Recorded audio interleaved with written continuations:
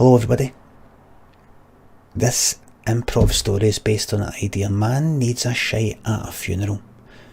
Now in one of my other stories, somebody said, these stories aren't realistic. And they were actually talking about stories that weren't like, oh, a guy goes into a fucking magical painting. They're talking about something that probably wouldn't happen, that's all. We'll see this. This here will be ultra realistic. This would happen. Ladies and gents, let the story commence. There's a guy called Craig, and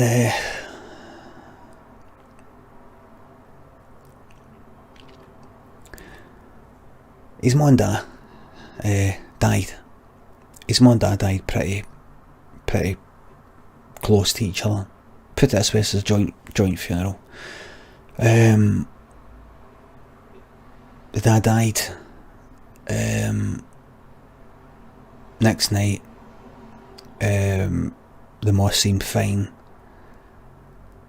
The night after that, she'd gubbed a load of pills, and she passed away. So it was a joint funeral. The son had to organise it all. He was only 25.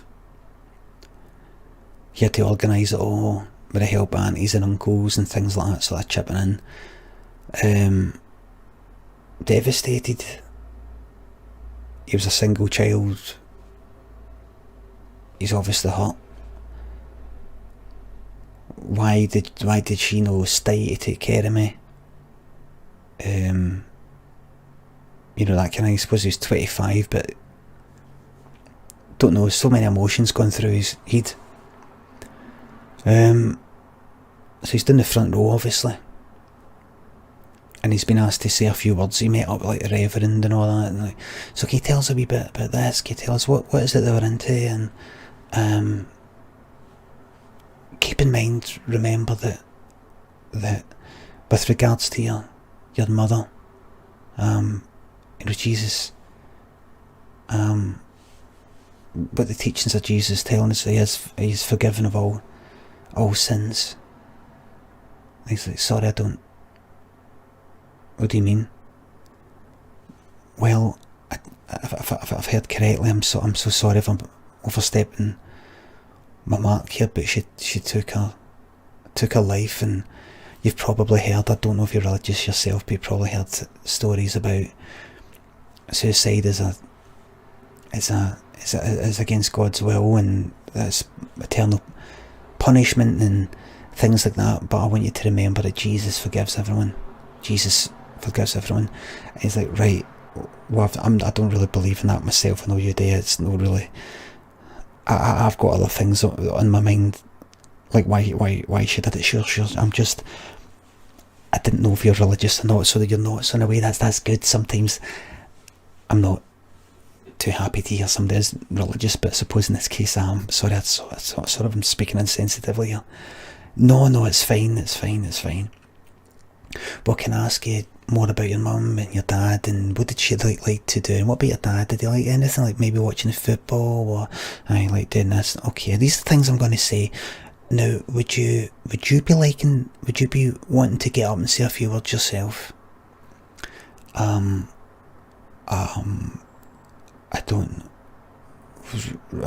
don't really know. That's fine if you don't. You know, but you know, it may help. I don't know, it may help. You're young, you're still young, you're 25, you may think you're an adult, but you are still really young compared to me anyway. It might help you to just get up there and just say a few thoughts, you know, maybe prepare something, or just say, you know, it's up to you. Right, I'll think about it. In fact, no, I'll do it. I'm going to commit to it. I'm going to do it. Okay, that's great. At the funeral, he's sitting down the front row.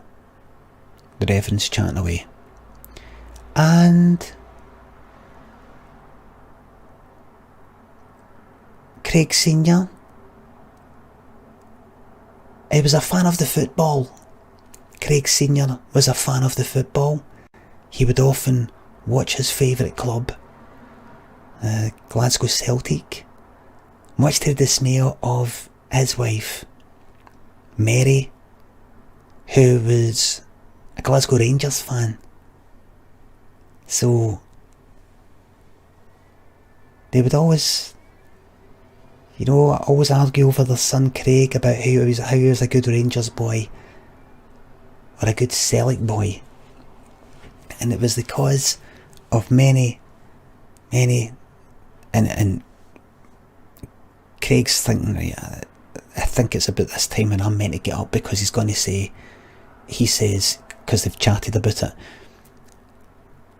And now, talking of Craig wants to come up and say a few words. He knew that was coming. That's coming in about a minute. And he's ready to get up. He's ready to get up, and he's thinking, oh fuck.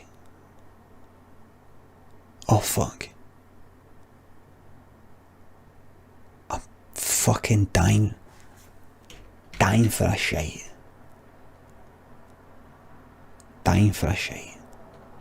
And he's thinking, it'll be fine. Absolutely dying for a shite. It'll be fine. But he knew, if I'm dying for a shite and I'm sitting down, when I stand up, I'll really be dying for a shite. Because the way he's always felt in the past is, whenever he's dying for a shite, sitting down kinda keeps it in. Standing up moves, kind of loosens it all a bit. And he's like, I need to go for a shite. So he's thinking about honestly going like that and running to the toilet, hoping that people just think he's just a wee bit teary-eyed. It completely took his mind off of the situation. He's thinking, it'll be fine. But it was really, really bad, and he had a good 10 minutes planned. He was like really, really straining, because that morning he was meeting this person, that person, shaking hands. Thanks for coming, I'll see you there. He never had any time. He had some people at the house before they came to the funeral, and they were all clogging up the toilet. I don't mean literally clogging it up with their shite, but he could never get away. Absolute busting for a shite. So he's ready to get up. He's ready to go, I need to go. He's going to go. Hopefully people think he's just upset. That's why he's heading to the toilet. You don't want people to know you're doing a shit. Everybody knows that everybody does a shite. But you don't want people to be utterly aware. Where's he going? He's away for a shite. He stood up, ready to walk. Oh, Craig's wanting to get up now. Craig, okay. No, the Reverend had walked away. So he went up, like, alright, because otherwise there'd be nobody there. People were going like that. The second he stood up, he'd farted a wee bit. It was accompanied by a creak at the bench. So he thought he got away with it, but he could smell it coming after him. You know, like if a lorry passes you as you're standing at a pavement, it goes past you, and you feel like a whoosh as it sort of pulls you towards. It's, backdraft or whatever I don't know what you'd call it. Like it's pulling. It actually pulls you towards the fucking thing. He almost pulled the fart back like it was on a bungee fucking cord. He thought, if I can smell that, they can smell that. So he thought, I need to get away. So he went up and started talking. And he tried to remember. My mum... Oh fuck, he used to start by talking about his dad. Because he died first. My dad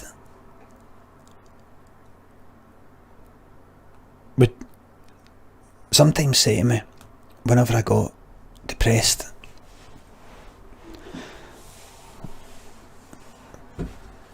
sort yourself out, cheer up.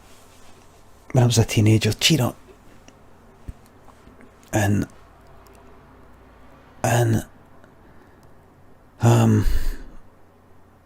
he was a bit an old school guy. He said, cheer up, sort yourself out. He was one of the old school. And my mum is a bit more sympathetic. And I've been wondering if only he was a wee bit more like me, if he would be, if my mum would still be here.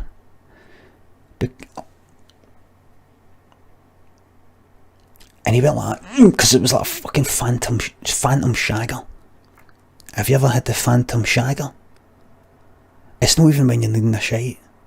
It's like, you feel like somebody's fucking rammed a cock or a finger up your arse. You know, you just happen to be stalling about. And then this happens. Like that.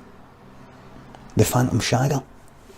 Do you ever get the phantom shagger? I mean, you're just sort of stalling. I've not had it for a while, mind you, but you're just sort of stalling in there. Or you could be sitting. I've not had it for a while, quite a while. But you're just sort of stalling in there. And then, oh fuck, you alright? Oh, it's not like a nip. It's not like a nip. It's like a fucking that rammed right up you, man. Oh.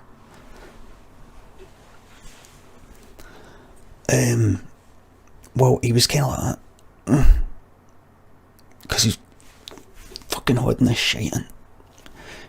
And some people, you could hear some people going like that, because they thought he was like this, like. And he turned it into that.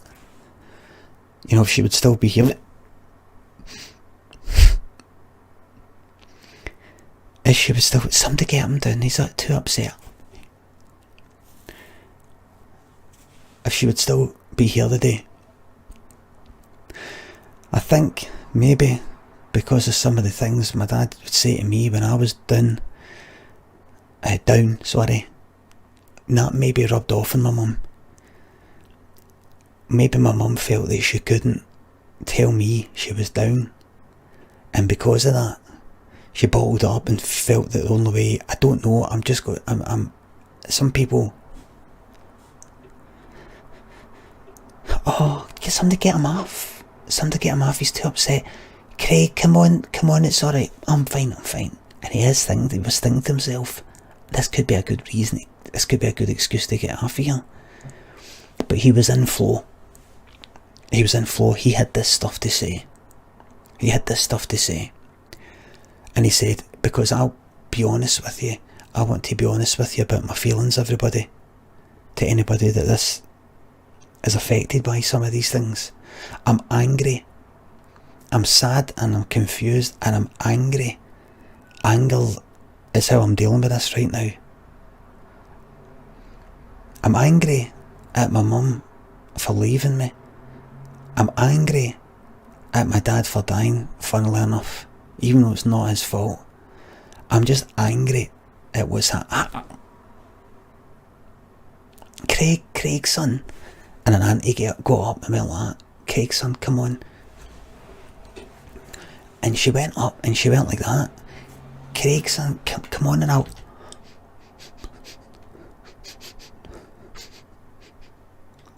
And then Craig went like that to her.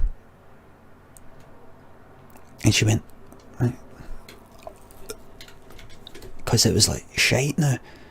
The farts were passing through the shite. The farts were passing through a shite. It was like pure shite now.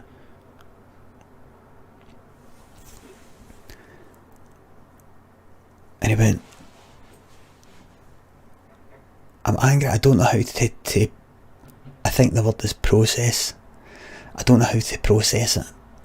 I don't know how to process it. I don't know what to say. I don't know what to do. I had something to say. Everybody, I need to be honest with you. I had something to say. I had another 10 minutes. I've been practicing, rehearsing, but I'll be honest with you. I'm dying for a shite. I'm dying for a fucking shite. A few people laughed. Come on, now's not the time. No, I'm wanting to be honest with you. Because this is how I feel. This is fucking real. How I feel, this is fucking real, and we've all been busting for a fucking shite. Have we not all at some point been busting for a shite? Aye, but we don't talk about it. We don't talk about it. And that's the same with fucking her, pointing to her coffin. And that's the same with fucking him. And that was the same with me, how he wanted me to be. We don't fucking talk about it. I'm busting for a fucking shite. That's how I feel. And I know that you've been busting for a shite, and you've been busting for a shite, and you've been busting for a shite. Some people laughed. It's no fucking funny. What's the fucking score? We're hiding this fucking stuff that we know that fucking happens, because you're scared of how you're going to fucking come across, even you know what happens to fucking every cunt. I'm busting for a fucking shite.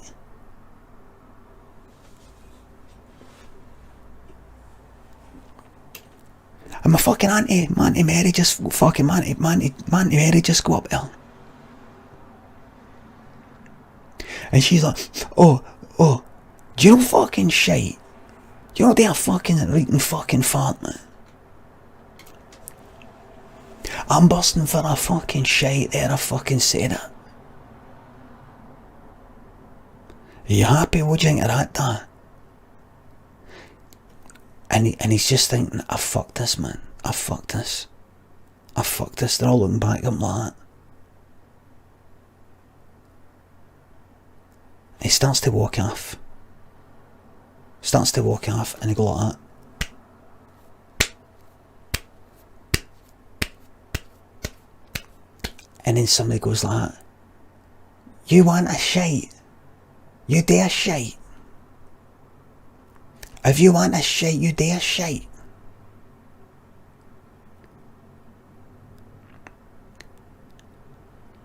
And he goes, I'm not going to be able to make it.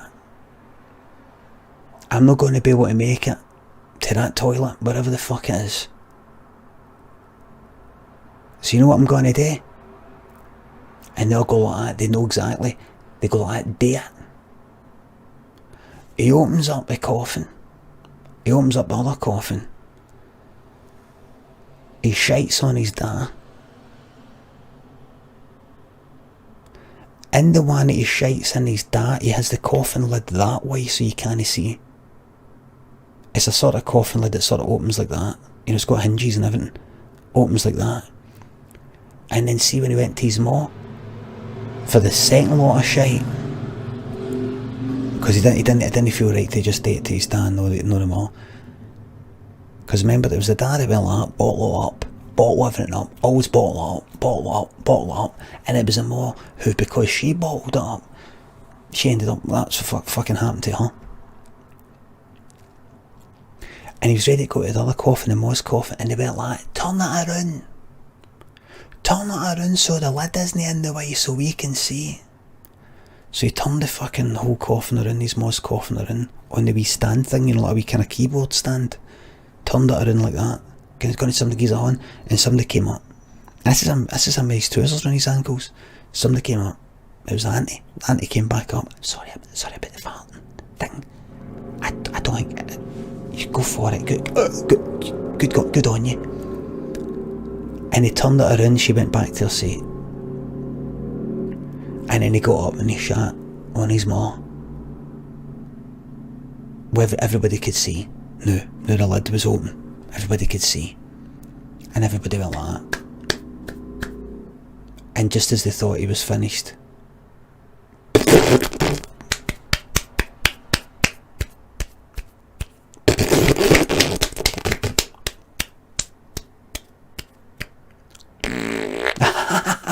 everybody laughing.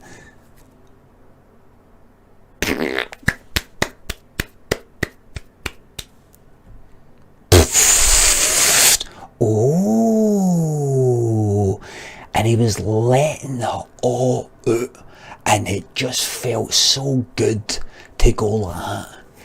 This is me. This is how I fucking feel, man.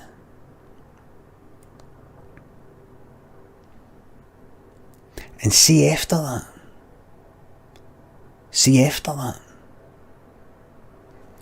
anybody in that whole family, and anybody who was there, they would all do that at the funerals. Anybody who did that, they would fart all the time and shite all the time, wherever they went. And just let it out, and they would talk about, obviously, that's to do like mental health and all that. They were dead open. After that, they were dead open about it all. It was good to talk to them because they're dead open about the mental health and all that, because they'd opened up, but they're also humming a shite.